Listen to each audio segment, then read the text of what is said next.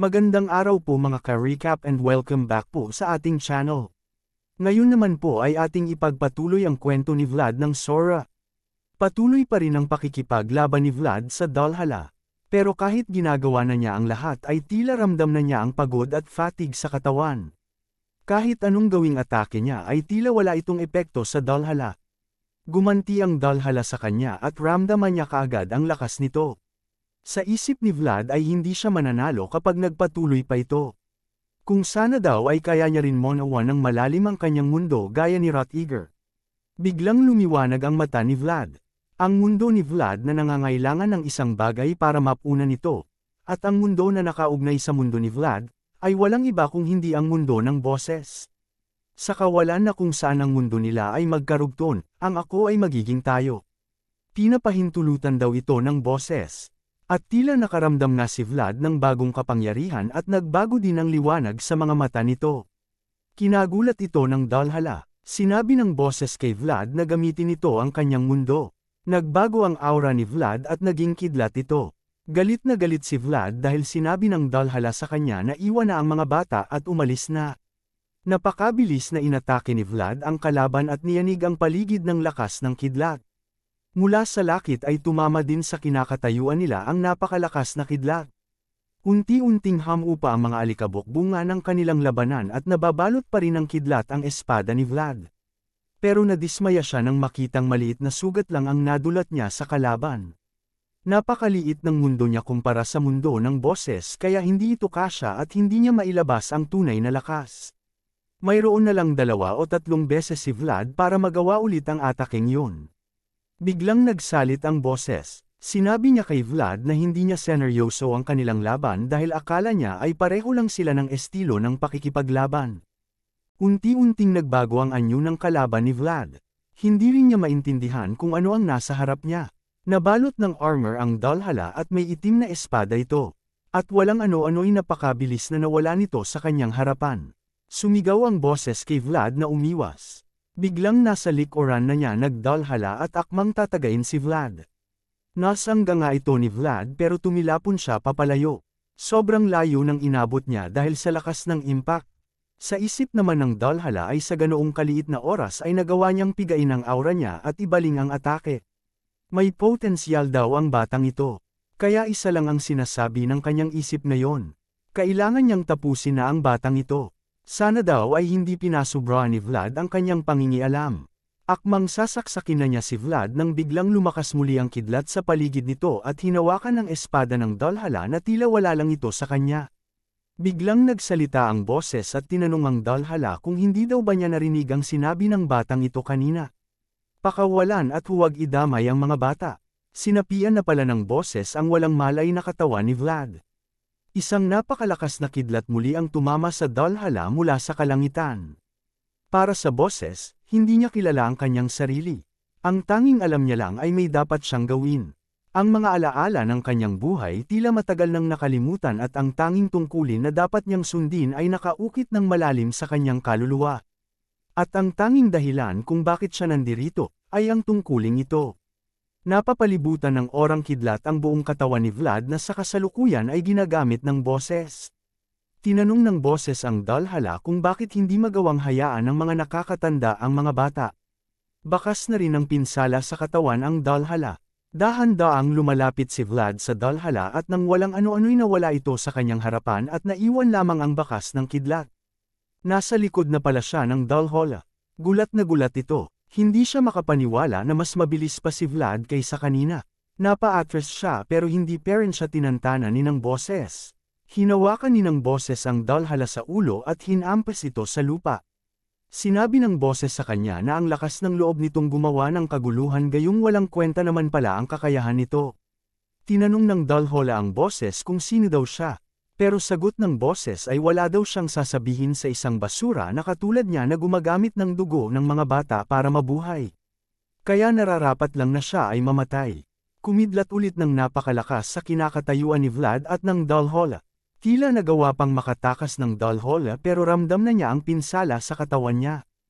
Hindi niya maintindihan ang mga nangyayari. Siya na isang Valhalla ay nakakaramdam ng takot. Lumingon sa kanya si Vlad at wala na itong emosyon na pinapakita. Sa isip ng Dalhola ay dapat nga itong katakutin. Isang mabangis na halimaw ang lumalapit sa kanya at pinapakita ang pangil nito. Lumalapit ito sa kanya para siya ay lamunin. Napuno ulit ng kidlat ang buong katawan ni Vlad at sa isang iglap ay nawala ulit ito sa harapan ng Dalhola. Umulan ng napakaraming kidlat sa paligid niya na nagbabadyang tatapos sa kanya. Hindi niya makita o maramadman kung saan aatake si Vlad, sa kaliwa o sa kanan.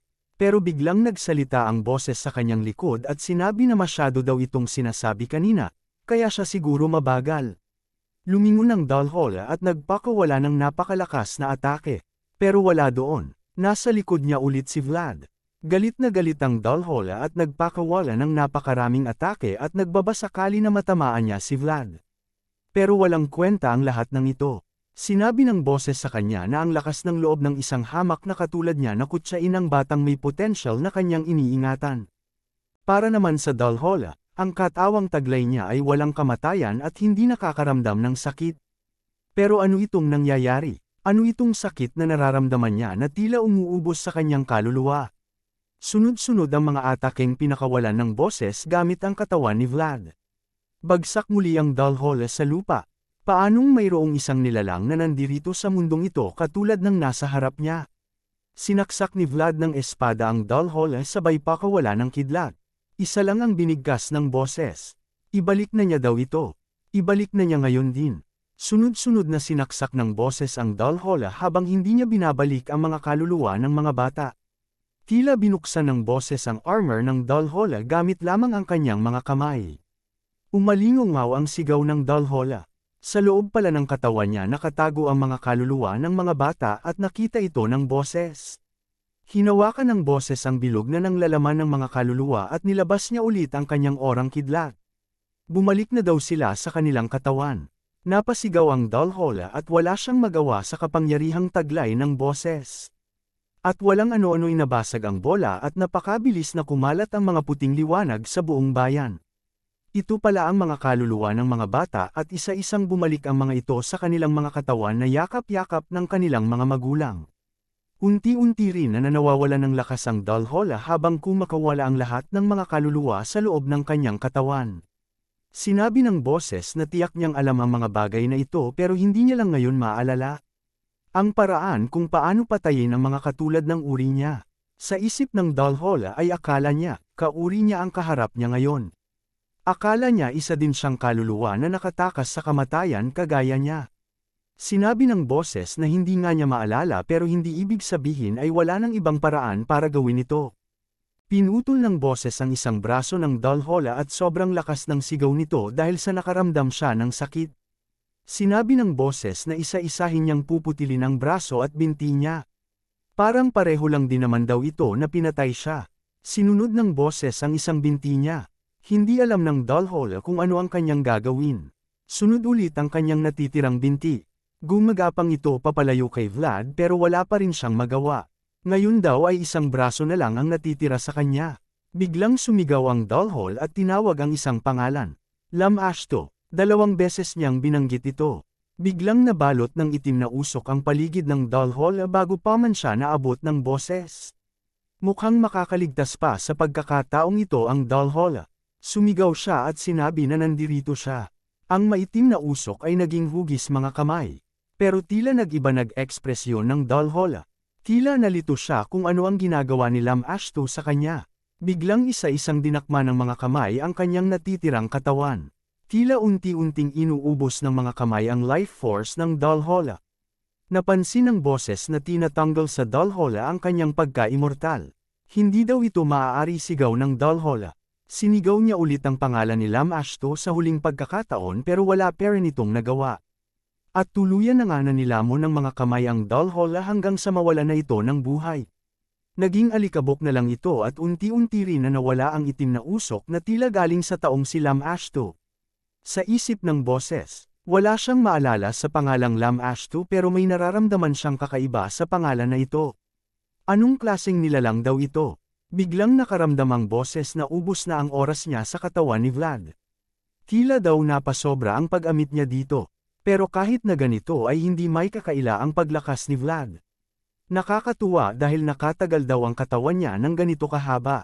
Hihingi na lang daw siya ng paumanhin sa kanya pagkagising nito.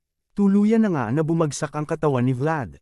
At habang nakahiga sa lupa ay unti-unti na rin na suminag ang araw. Tila sagisag ng mas maliwanag na bukas sa bayang yon. Sa Otham Barony naman, sa lugar ng Mashiam, ay may babaeng nakaupo sa tila isang trono. Iniisip niya ang nangyaring labanan.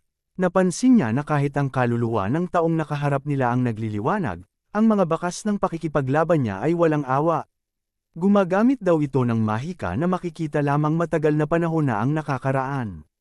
At hindi lang ito, ang ibang mga bagay ng nakaraan ay nagsisimula na ulit magparamdam at gumalaw. Nakikita na niya, ito na rin ang tamang oras para gumalaw. Ang oras kung saan ang bitak ay magpapakita. Ang panahon ng kaguluhan na matagal na niyang hinihintay. Sa harap ng babaeng ito ay ang mga ulo ng hindi nakikilalang mga tao. Agad niya na pinag-utos sa kanyang mga kabalyero na iligpit na ang mga nasa harapan niya. Sila pala ay mga kabalyero ni Baron Othman. Ito pala ang kabayaran sa pabor na ginawa niya sa Baron. Muling ibalik sa mundo ng mga buhay ang kanyang anak. Hindi makapaniwala si Baron Othman sa nakikita. Buhay ang kanyang anak pero tila may mali dito. Sinabi ng babae na ang Mashiam ay nababalot na ng kadiliman. Mananatili daw sila dito pansamantala. Nakaluhod naman ang mga kabalyero ng babae sa kanya. Ang mas nakakatakot pa ay lahat ng mga ito ay mga Dalhola. Sabay-sabay na sumagot ang mga ito na susundin nila ang pinag-uutos niya. At tinawag nila ang babae sa pangalang Lam Ashto. Ano kaya ang pagkatao ni Lam Ashto at ano ang masamang binabalak niya sa kontinente? Alamin po natin yan mga ka-recap sa susunod na mga kabanata. Maraming salamat po sa panunood at sana po ay nagustuhan ninyo. Please like our videos po and also subscribe to our channel. See you soon. Bye!